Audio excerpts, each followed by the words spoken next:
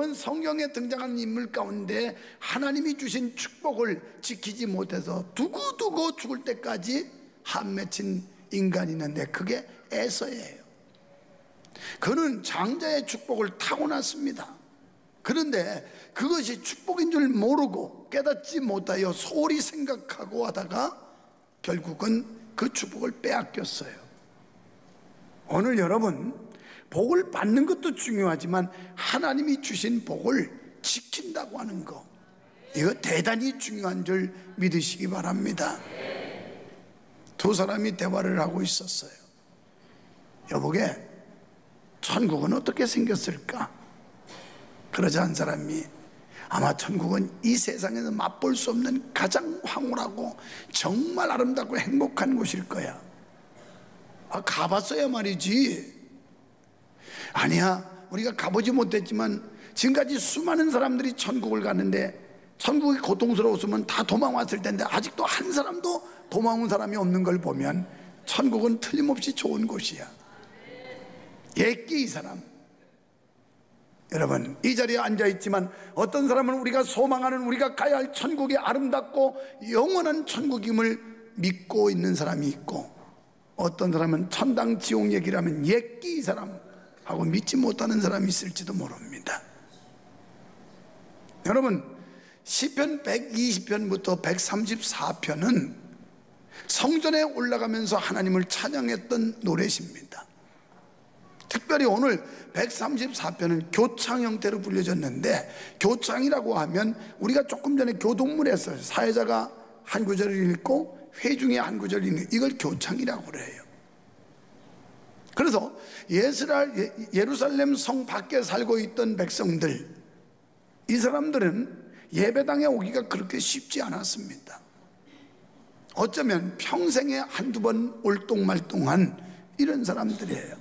그래서 이런 사람들이 예배당에 와서, 성소에, 예루살렘 성전에 와서 성전지기들, 다시 말하면 성전에서 사역하는 사람들을 얼마나 부러워했는지 몰라요.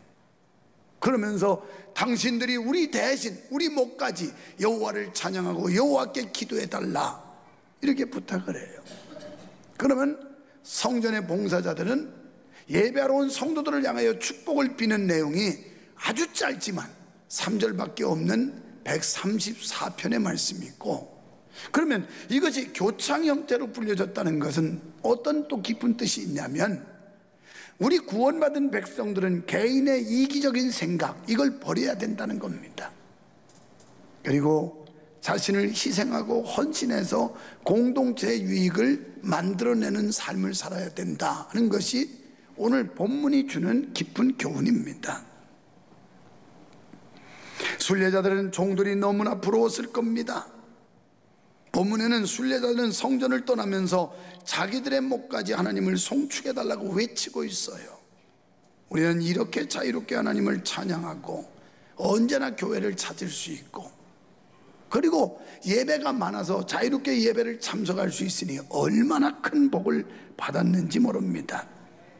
그리고 성전에서 섬기는 레위인들의 고유 업무는 백성을 하나님의 이름으로 축복하는 거예요. 오늘날 주의 종들은 성전에 찾아온 성도들을 축복해야 합니다. 여러분, 우리도 영적인 레위인으로서 서로가 서로를 축복해야 됩니다. 한번 해볼까요? 옆 사람 쳐다보며 사랑합니다, 축복 받으세요. 왜 안 해요? 좀 잘 해봐요. 뭐 복도 못 받았으면서 왜 복을 안 빌어요? 목사님 그런 소리 하지 마요. 나 복 받았어요. 얼마나 받았길래? 그런 사람이 있다가 예배 마치고 조용히 나한테 와서 얼마나 복 받았는지 한번 보고를 해봐요. 그래, 돈 좀 내놔 그럴 테니까. 그거 뭐 내가 볼 때는 많이 받았어야 수백억, 여기 수천억 받은 사람도 없어, 내가 알기로는. 그러고서는 뭐 집칸이나 지니고 기껏해 몇십억 받고 뭘 그렇게 복을 받았다고 우쭐거려요. 오늘 하나님 앞에서 겸손하게 낮아지고 하나님이 비는 복에 아멘 할 때 은혜가 있을 줄로 믿습니다. 성전에 찾아오는 사람들은 낮에 이루어지는 행사를 마치고 갔지만, 밤에 성전의 사역자들은 깨어서 성전을 지키고 내일 할 일들을 준비해야만 했습니다. 영적으로 성도들의 육체는 마땅히 휴식을 취해야 하지만 영적으로는 늘 깨어 있어야 된다는 거예요.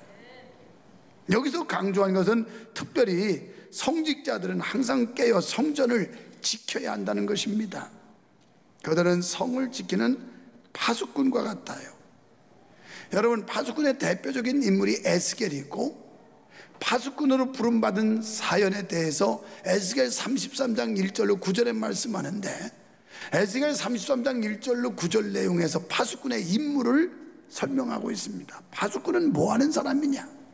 적이 올 때 적이다! 라고 외쳐서 백성을 깨워야 되고, 그리고 적을 맞서 싸우고 경비하도록 알려야 될 사람들이 파수꾼이라는 거예요. 그렇다면 여러분, 오늘 그리스도인들은 이 시대의 파수꾼적인 사명을 하나님께로부터 받았고 파수꾼과 같은 임무를 수행해야 될 줄로 믿습니다. 파수꾼의 임무는 주간에도 있지만 주로 야간에 있어요. 그래서 야간에는 더 많은 파수꾼을 세웁니다. 제가 최전방 근무할 때 철책선에서 낮에는 전망대에 이렇게 띄엄띄엄 있는 전망대에 두 사람씩 갖다 세워놔요. 그런데 밤에는 그 사이사이 초소에 또 갖다가 배치를 해놔요. 왜? 적군들이 밤에 쳐들어오기 때문에. 그래서 밤에 파수꾼의 임무는 더 강한데 주로 밤에 집중됩니다. 만약 파수꾼이 그 임무를 망각하고 자리를 이탈하면 그 성민은 적군에게 전멸당할 위험에 빠지게 되는 것입니다. 베드로전서 5장 8절로 9절에 하나님은 우리에게 깨어 근신하라. 너희 대적 마귀가 우는 사자처럼 삼킬 자를 찾고 있느니라. 지금 이 안에도 누굴 잡아먹을까 하고 눈을 부릅뜨고 울부짖으면서 찾는다는 거예요. 여기서 우는 사자라는 것은 슬퍼서 우는 게 아니에요. 새끼 보고 싶어서 우는 게 아니에요. 시집 장가가고 싶어서 우는 게 아니에요. 이 사자는 이 배고픔, 굶주림에 허덕이면서 먹잇감을 찾기 위한 울부짖음을 얘기하는 거예요. 그래서 마귀는 교회 안에 있는 사람도 누굴 먹잇감으로 낚아챌까 이러고 찾는다는 거예요. 그래서 깨어 근신하라. 우리는 늘 깨어 있어야 됩니다.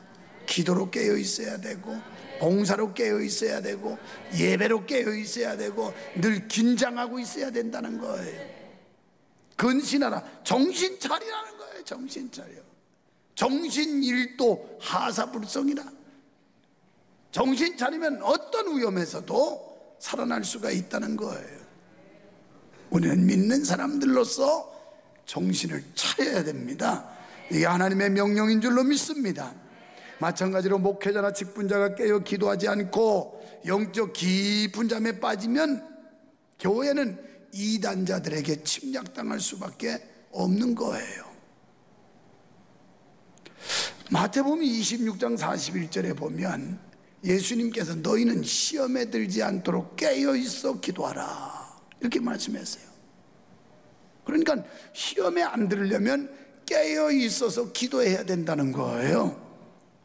그렇다면 하나님의 종들이, 성도들이 해야 할 일은 뭘까요? 하나님의 종들은 하나님이 원하시는 대로 살아야 하면 두말할 것도 없습니다.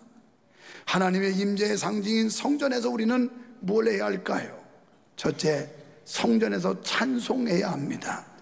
우리는 하나님께서 주신 사명을 감당하면서 밤에도 깨어서 여호와를 송축하는 일은 매우 귀한 일입니다. 특히 시인은 오늘 본서에서 여호와를 송축하라 할 때 히브리어로 베레쿠라고 하는 단어를 썼어요. 이 베레쿠라고 하는 단어의 뜻은 하나님이 우리에게 무엇을 주셨기 때문이 아니라 하나님은 마땅히 우리에게 찬양받으심에 합당한 분이기 때문에 그분을 높여야 된다, 이런 뜻이에요. 뭘 줘서가 아니에요. 뭘 받아서 하나님께 감사하고 영광 돌리는 게 아니라 그분은 전지전능하신 창조주 구원자이신 여호와 하나님이기 때문에 당연히 우리는 그분 앞에 영광을 돌려야 된다는 겁니다. 이를 시인은 성전에서 계속했다고 고백합니다. 여기서 우리는 하나님을 향한 우리의 찬양이 그치지 않아야 할 이유를 찾을 수가 있게 됩니다. 두 번째는 성전에서 기도해야 합니다. 손을 들고 기도한다는 것은 마음을 들어서 하나님께 드린다는 상징적인 행동이에요.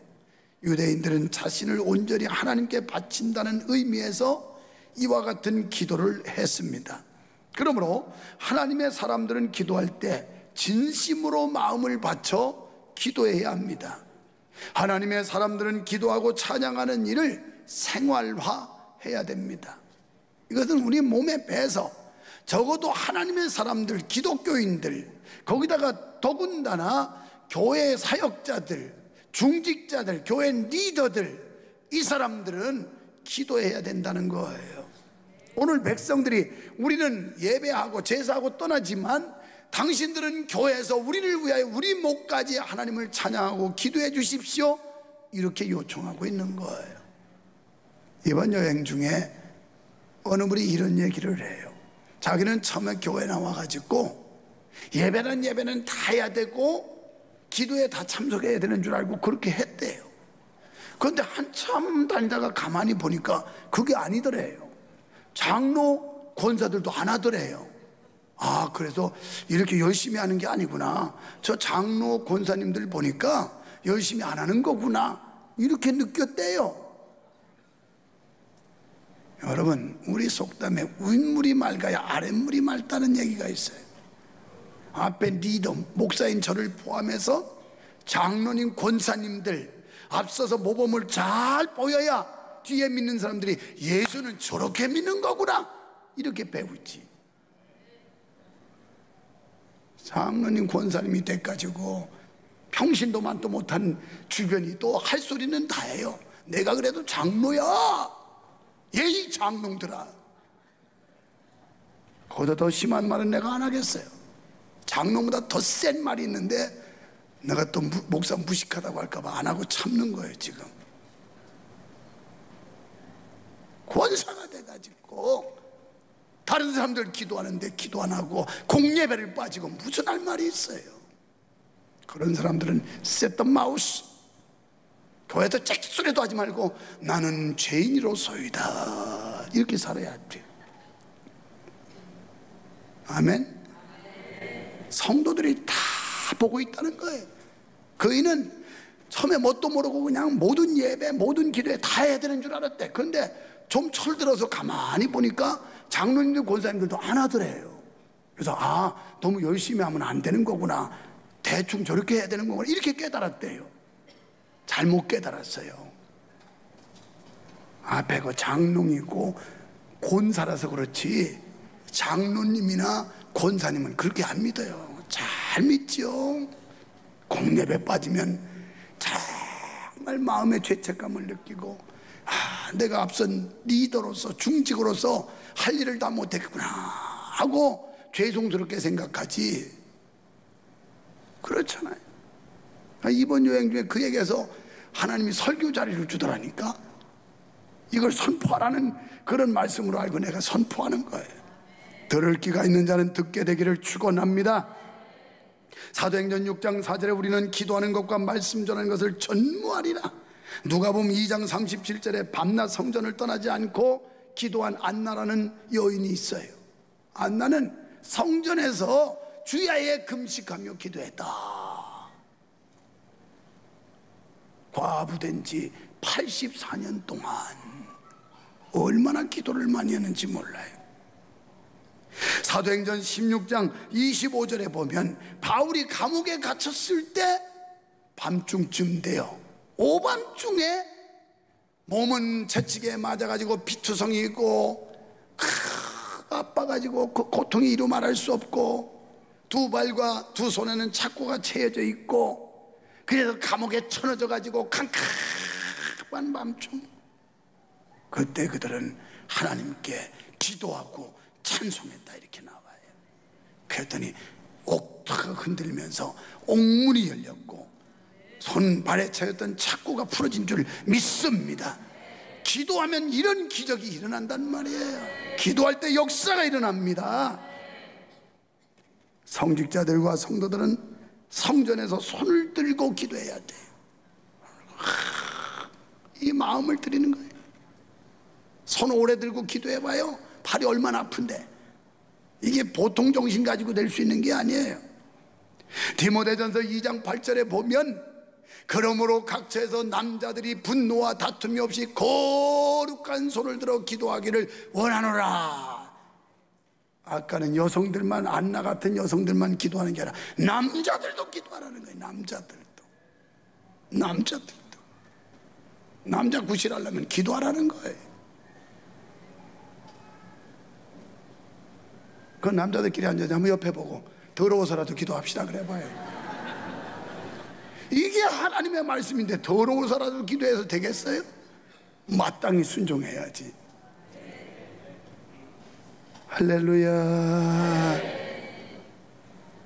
좀 열받아도 아멘 세게 해요. 그래야 은혜가 되니까. 그래야 변화받지. 목사님 2주 동안 없어서 참 편하고 좋았는데 새벽기도 안 해도 좋았고 금요기도에 안 나타나도 좋았고 누가 잔소리하는 놈도 없어서 참 좋았는데 왜 나타났대? 그러는 인간들 2명 있지만 나를 학수고대하고 기다리는 사람이 훨씬 많아서 내가 왔지. 훨씬 많아서. 우리도 이런 기도의 손을 들 때 하나님께서 들으시고 나라, 교회, 가정을 축복하실 줄 믿습니다. 출애굽기 17장 8절로 9절에 보면, 16절에 보면 이스라엘 백성과 아말렉이 전쟁을 해요. 르비딤 골짜기에서 치열하게 전쟁이 일어나요. 모세는 산에 올라가서 하나님 앞에 간절히 기도했어요. 손을 들고 기도할 때는 이스라엘이 승리했고 손이 내려올 때는 아말렉이 승리해요. 이걸 발견하고 아론과 훌이 얼른 가가지고 팔을 축여서 받쳐 올려가지고 하루 종일 손이 내려오지 않게 했더니 이스라엘이 승리했더라 이렇게 나와요. 여러분 기도의 손을 높이 축여 들기를 축원합니다. 그러면 가정이 살 줄로 믿습니다.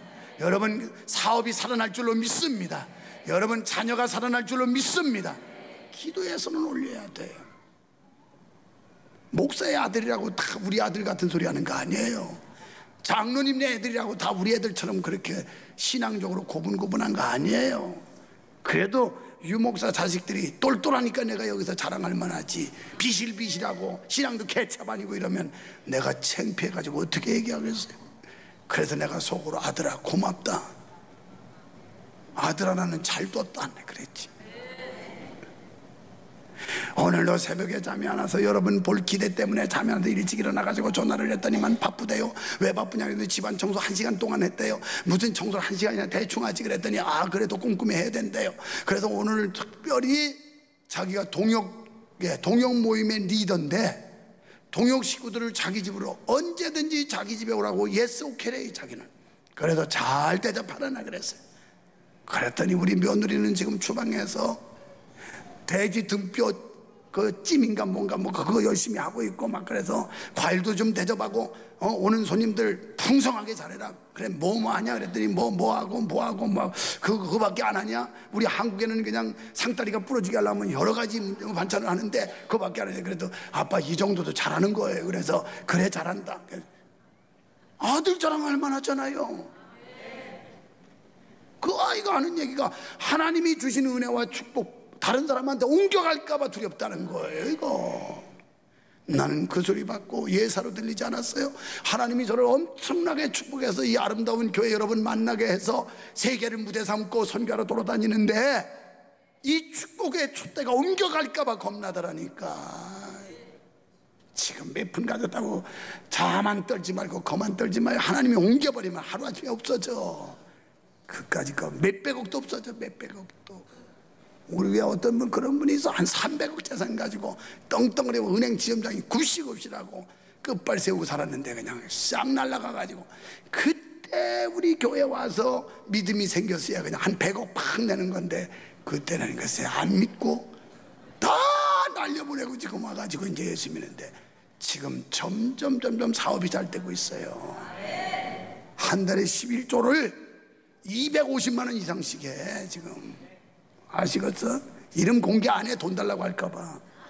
그 얘기하면 또 그냥 돈 좀 달라고 막 왜 여러분이 버려야지 왜 남한테 달라고 그래. 남한테 구워주라고 그래. 나눠주라고 그랬는데 아직 여러분, 하나님이 살아계심을 믿으시기 바랍니다. 그리고 남자분 여자 성도들 할 것 없이 기도의 손을 높이 들고 하나님께 부르짖기를 축원합니다. 기도하는 건 하나님과 교제하는 것이요, 자신의 삶을 하나님께 맞추어 사는 거예요. 기도해야 감동이 생겨요. 기도해야. 세 번째는 성전에서 복을 받아야 합니다.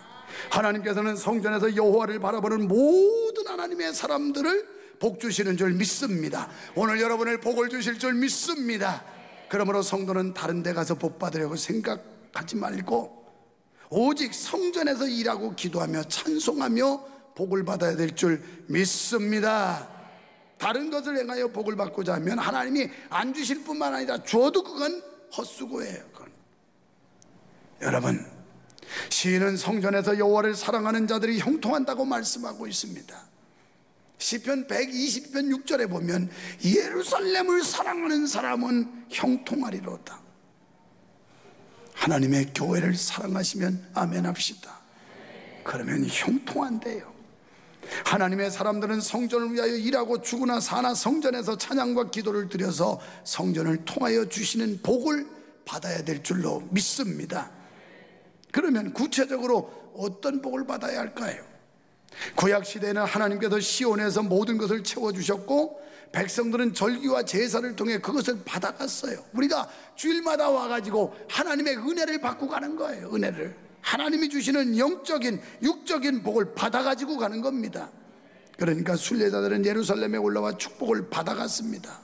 오늘날 시온과 예루살렘은 주의 피로 값주고 사신 거룩한 공동체 교회인 줄로 믿습니다. 그러므로 오늘날 본문을 직역하면 교회에서 내게 복을 주실지어다, 이런 뜻이에요. 교회에서 내게 복을 주실지어다. 사랑하는 우리 명성의 성도 여러분, 교회를 통한 하나님의 축복을 여러분 받으시기를 축원합니다.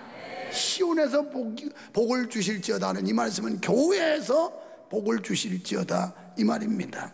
성도는 교회에서 복을 받고 교회 복이 돼야 됩니다. 여러분 한 분 한 분이 우리 명성교회 복이 돼야 돼요. 복이 복을 받아 복이 돼야 된다는 거예요. 교회에서 복을 받는 비결은 설교 시간에 말씀의 은혜를 받고 주신 은혜에 늘 감격하는 것입니다.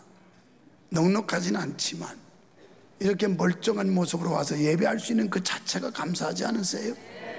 그 많은 사람 가운데 나를 구원의 백성으로 하나님의 자녀 삼아주신 거 감사하지 않아요? 이 감사가 없다면 아직 여러분은 천국에 대한 확신이 있을까 퀘스천이 붙어요. 설교의 은혜가 없고 말씀의 교통이 없으면 기도가 약해지고 봉사도 힘들어집니다. 여러분 설교에서 은혜 받아야 되고 여러분이 기도해야 이 봉사도 지속적으로 할 수 있는 거지, 그렇지 않으면 봉사도 오래 할 수 없어요. 신앙이 어려워질 수밖에 없어요. 말씀이 내 안에서 역사하면 삶의 모든 영역에서 나를 한 단계씩 향상시켜 교회에서 가장 능력 있는 일꾼이 되게 하시는 겁니다.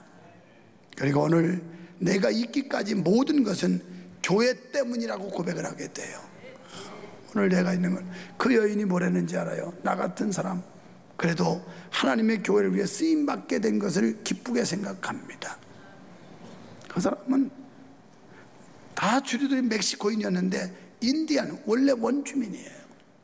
원주민으로서 삶이 궁핍하고 곤고하고 어려운데 다른 사람 못하는 일을 향유 한 옷값을 깨뜨려서 예수님의 발에 분 여인처럼 자기가 가진 모든 걸 드렸던 거예요. 어찌 우리가 그런 분들 앞에 감동을 안 먹을 수 있었겠어요? 그런데도 감동을 안 받는다면 개돼지만도 못하지요. 개도 주인이 예뻐하면 꼬리치고 이러는데 돼지도 주인이 예뻐하면 꿀꿀꿀꿀꿀꿀꿀꿀꿀꿀꿀 하는데 세상에 만물의 영장이라고 하는 인간들이 하나님의 은혜에 감사할 줄 모르고 하나님의 뜻을 분별하지 못한다면 어째 인간이라고 할 수가 있겠어요? 참 그래서 너무 가슴이 뭉클했고, 세상에 예수님은 보셨으면 그 어떤 사람보다도 이 여인이 가장 많은 것을 드렸다고 칭찬하시겠구나. 거기다 대면 우리는 아무것도 아니에요. 우리는 할만해서 한 거예요. 여유 있어서 한 거예요. 여유 있어서. 사랑하는 성도 여러분, 구약의 성도들은 성전 중심, 신약의 성도들은 교회 중심일 때 한없는 축복을 받게 되는 줄 믿습니다. 여러분, 교회에서 일하는 것을 복으로 알고 충성하십시오. 지금 오늘 이 본편에는 자기들은 일생 한두 번 올까 말까 한 곳에 왔는데, 성전의 봉사자들은 그저 자고 새면 날마다 성전에서 찬양하고 기도하고 거기서 봉사하는 걸 그렇게 부러워하면서 그들을 소원했던 백성들의 마음, 오늘 교회에서 일하는 자를 부러워하는 여러분 되기를 축원합니다. 교회는 성도와 가정, 사업, 국가의 축복의 경유기관임을 믿으시기를 바랍니다. 교회의 축복의 요소가 되는 성도는 삶 속에서 승리하는 자가 되고 그의 인생과 가정에 주의 은혜와 평강이 넘칠 줄 믿습니다. 이를 받아 누릴 수 있는 성도가 되시기를 축원합니다. 하나님의 교회에서 찬양하고, 하나님의 교회에서 손을 들고 기도하고, 하나님이 베푸시고 내리시는 한량없는 은혜와 축복을 받아 누리시기를 주의 이름으로 축원합니다. 축원합니다.